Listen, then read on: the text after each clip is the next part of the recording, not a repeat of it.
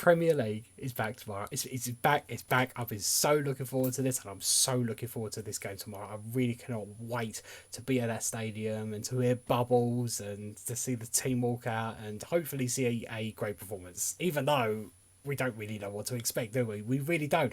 I mean, with all these new signings, new manager, new style of football, it could end up being a really frustrating day. It really could be, but it could be an amazing performance as well. And I think that's what the exciting thing is. It's the unknown. It is the unknown. Over the last few years, we've always kind of known what kind of performance we were going to see, and now we don't. And it's a little scary. It's a little scary, but at the same time, as I say, it's very, very exciting. And of course, we are playing Aston Villa. And, Aston Villa did really well last season. I would say they had an exceptional season, finishing fourth, getting into the Champions League. We, had a couple of games against them, of course, last season. They beat us at Villa Park, and we drew at home at the London Stadium 1-1, which actually tends to be the result at the London Stadium when we play Aston Villa. We've played 5 times at the London Stadium against Villa, and 3 times it's ended 1-1. The other 2 times we have won 2-1, which means it's always a close game, and it could very well be another close game tomorrow, and that's kind of what I expect, a close one. It probably is going to end in a draw. We do have a lot of goals in us, but we probably do have some mistakes. But that is going to depend on the starting lineup that we put out. We've had all these new signings. How many are going to start? Is Lopetegui going to take some risks and put them all in, or is he going to introduce some slowly? We knew the philosophy under David Moyes when he had new signings. He would introduce them slowly, get them used to the Premier League. But that's with 1 or 2 signings. When you've had so many, and you've got so many that can go straight into the first team, is that the right philosophy? Or do you take that risk from the very beginning and stick as many in as possible, especially if you're looking at it and thinking, well, that is going to be my starting 11, or that is my ideal starting 11, then you take the risk, surely, because the team's got to gel. And the sooner they play together, the sooner that they will gel. And the more they play together, the quicker they will gel. And that would just be beneficial for us, going into the season if these players are getting used to playing with each other as soon as possible. So I personally hope that we do see a lot of new signings in the starting lineup. And I will give you my preferred starting lineup in a little bit. I'll also give you my predicted starting lineup, and we'll have a quick chat about Villa's possible lineup as well. But let's just talk Villa and results. Obviously, you don't really know how these games are going to go. When you look at the previous results, Villa haven't beaten us at home since 2011.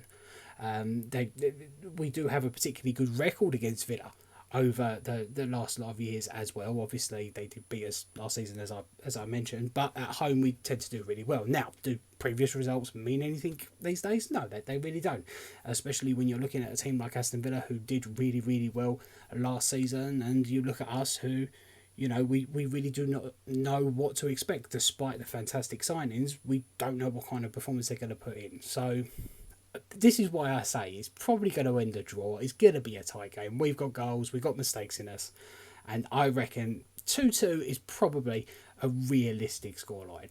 Now, let's go to my preferred team. And I put this up on Twitter last night, and also put it up on TikTok today. And yeah, I have come into some criticism for this lineup. So here it is, and I know what you're thinking. Paquetá, 8, completely new back 4, pretty much. It's risky. I'll put my hands up. It's risky. Having Aaron Wan-Bissaka, Tobido, Kilman in that back line alongside Emerson, they've never played together before. Is that the best move? Well, why not play them? Why not play them? I go back to what I said earlier. Is the back 4's got a gel.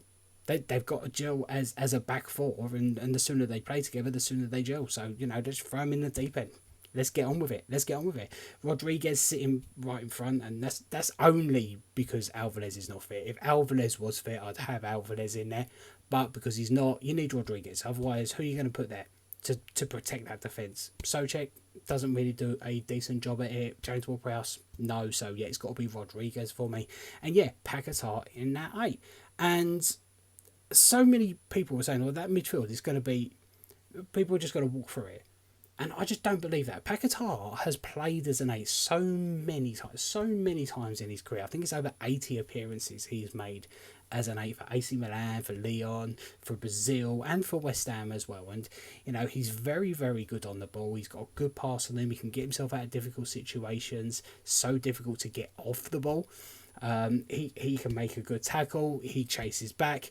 He could do a really solid job in that midfield, and he could really control that midfield. Now, I've put Kudus in the 10 because I think he's wasted on the left. And that's also why I put Somerville there, and I am moving Paquetá back because I feel like we've got to accommodate all these players somehow. And yes, Somerville on the left, you know, let's get him back into that Premier League and let's give him some starts, put him in the deep end, show us what he can do, mate. That's what I want to see. But yeah, Kudus in that 10. Now, a lot of people also saying Paquetá wouldn't work alongside someone like Kudus. Well, he wouldn't be alongside Kudus, he'd be alongside Rodriguez, and Kudus chases back. We've seen him do it so many times. He'll chase back, he'll help out the midfield when he needs to, and he'll go forward when he needs to. But he naturally attracts players to him. Defenders are naturally attracted to Kudus, which means that he will create space for the other forwards like Bowen, Somerville, and Fuller to go into, for Paquetá to play those balls in. And I just feel like this would work. I really do. And we wouldn't get overrun in the midfield. Rodriguez, very composed on the ball, very good. Paquetá, very strong on the ball, can tackle, can pass. He'll do a good job there. And Kudus also helping out, and Bowen chases back as well. I feel like this would work. Unfortunately, I don't think this is what we're going to go with. So if you're looking at this lineup and thinking, yeah, this is what we're going to go with, I do not think that this is what we're going to go with. This is what I think we are going to go with. And yeah, it's going to be the same backline. I think he will go with that backline.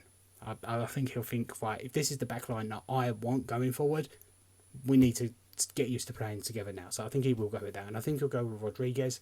But I do think he'll probably go with someone like James Ward-Prowse alongside him, with Paquetá playing on the 10, Kudus on the left, Bowen on the right, and Antonio up front. I really wouldn't be surprised. Do I agree with it? I can see why he would do that. It wouldn't be my personal choice. My main gripe with that is Kudus on the left. I feel like he is absolutely wasted on the left. You get the best out of him in the centre or on the right. You can't move Bowen, so you've got to play him in the centre. He loves to cut in on his left-hand side.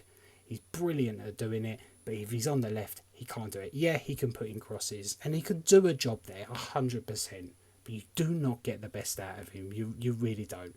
But as I say, I do believe this is probably what the lineup is going to be. What about the Villa lineup? Well, last night I had a little chat with Joe, Aston Villa Joe, and that is a live that was recorded on this page. You can go and watch it, where we talked everything about this game, Aston Villa's season ahead, and it's a really good watch. He's a really good guy.